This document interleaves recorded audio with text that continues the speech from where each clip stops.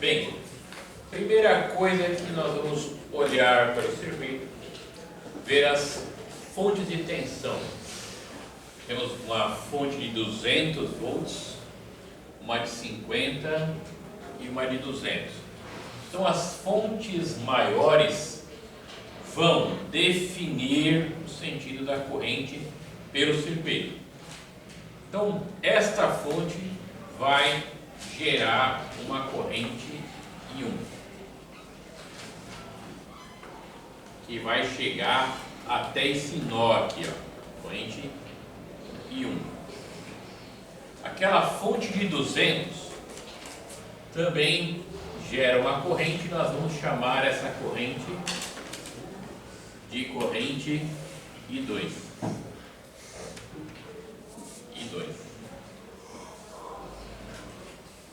Se nós pensarmos dessa maneira, esta fonte também gera uma corrente nesse sentido inicialmente. Só que ela não é capaz de suplantar, de vencer as outras duas correntes das fontes maiores. As fontes maiores têm mais força para empurrar a corrente. Então, na realidade, o que ocorre com essa corrente? Ela não vai subir, ela vai descer. Então, I3, que vai ser essa corrente, I3, ela vai acabar passando nesse sentido contra a fonte, certo? Tudo bem? Então, aqui nós temos I3. A hora que I3 chega nesse nó, ela se divide novamente. Para o lado de cá, nós vamos ter de novo a corrente I1. I3 se divide para cá também, né? Nós vamos ter aqui a corrente I2. Então, primeira coisa, você observa as fontes, você sabe que elas vão determinar o sentido da corrente. E a fonte mais fraca vai perder. Então nós determinamos as fontes e já estipulamos pela lógica de conhecer a eletrônica o sentido das correntes. Tudo bem aqui, pessoal? Algum comentário? Continuando. Daí nós vamos colocar as orientações de tensão de fonte e de resistores. Numa fonte DC, esse é o polo negativo da fonte e esse é o positivo.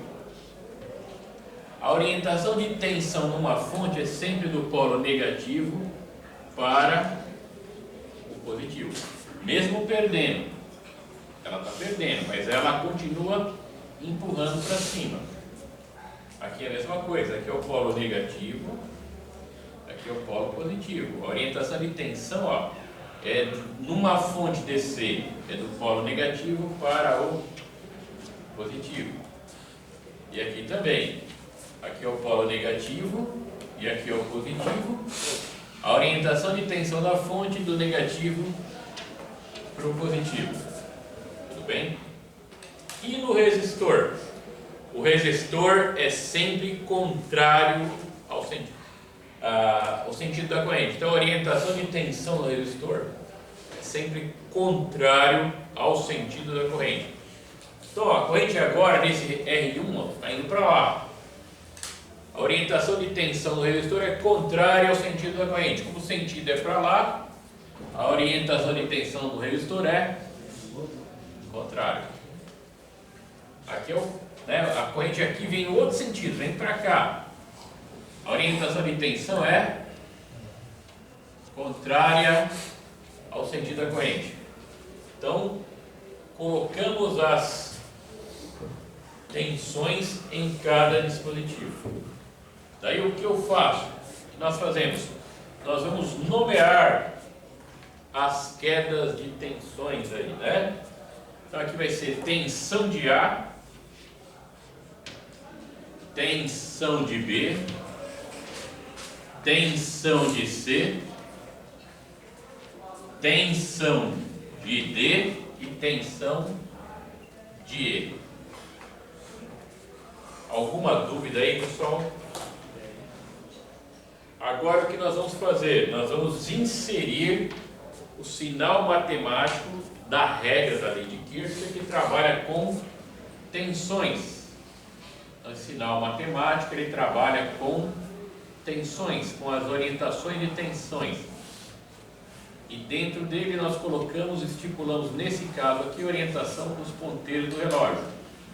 Se eu fizer numa malha esse sentido do sinal de Kirchhoff, eu posso ter 10 malhas, todas têm que ser iguaizinhas, tem que ter a mesmo sentido. Em algum caso, vai do lado contrário, professor? Pode sim, daí todas vão ter que ser Pro mesmo lado. do mesmo lado. Circuitos de 3 malhas, geralmente a gente faz isso. Elas podem estar para cá, mas daí tudo tem que estar girando no mesmo sentido. Senhor, nesse caso aí, eu poderia fazer o contrário daquelas duas. Poderia também. O que acontece? Dá o mesmo resultado. Tá? Inverte os sinais, né? Só inverte os sinais. Vai dar o mesmo resultado. Tá? Tudo bem, pessoal? Então vamos lá. Malha alfa. Que é essa malha aqui. Né? Eu vou trabalhar primeiro com a malha alfa. Tensão de A. Ó, tensão na fonte está para cima e nesse lado, o sinal matemático que trabalha com esse lado também está para cima. Então o sinal vai ser positivo. Positivo, vai ser mais tensão de A. Tensão de B. Ó, na regra matemática para cá, positivo para cá, então vai ser menos tensão de B. Tensão de C. Na regra matemática para baixo, dispositivo para cima. Isso. Menos tensão de C, somatória das tensões dentro de uma malha fechada igual a zero. Bom. Quem é tensão de A? 200 menos tensão de B. Isso, é o resistor vezes a corrente que passa por ele. Então é 50 vezes 1. 50 vezes 1 menos VC, 50 volts, né? Tudo isso igual a zero.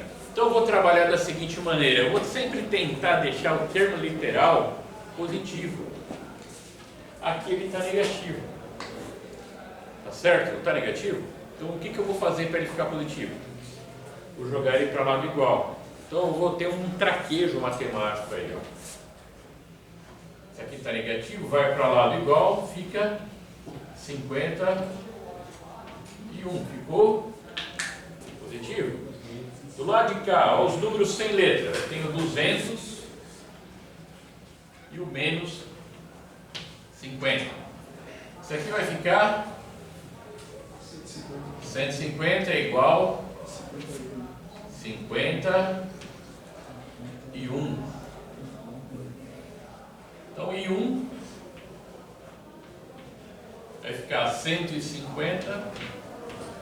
50 que multiplicava, veio para cá de igual, dividindo. I1 igual 3 amperes. Achamos a primeira corrente. Tá bom? Malha beta.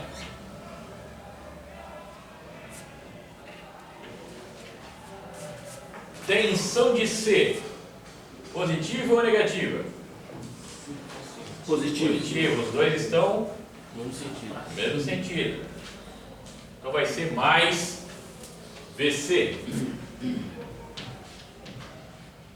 VD lá em cima. Positivo. Isso, mais VD. Por quê? As orientações de tensão estão no mesmo sentido, tanto do sinal matemático quanto sobre o dispositivo. E V negativo, orientação do sinal matemático para baixo, do dispositivo para cima. Então vai ser menos V. Tudo isso igual zero. Muito bom. Quem é VC? 50. Mais. Quem é VD? 100 vezes a corrente que passa por ele. E 2. 100 vezes e 2.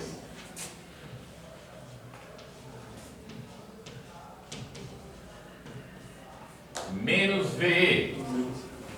Isso. Menos 200. Tudo isso igual a zero. Agora, ó, vou olhar. Esse cara, ele está positivo. Vou deixar ele do lado de cá igual mesmo, porque ele já está positivo. É mais fácil trabalhar. Então, igual aqui. 102.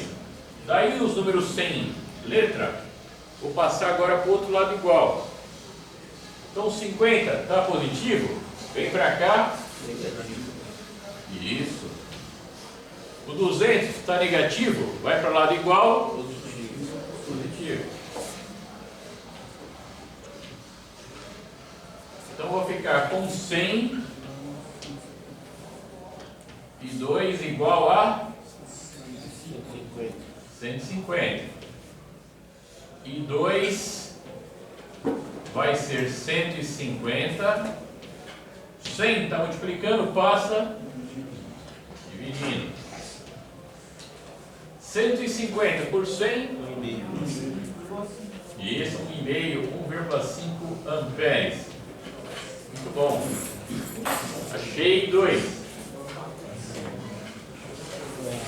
Quem vai ser em 3? 4,5. Isso. Muito bom. 4,5. E 1, que é o 3, mais e 2, soma aqui no meio, 4,5 amperes.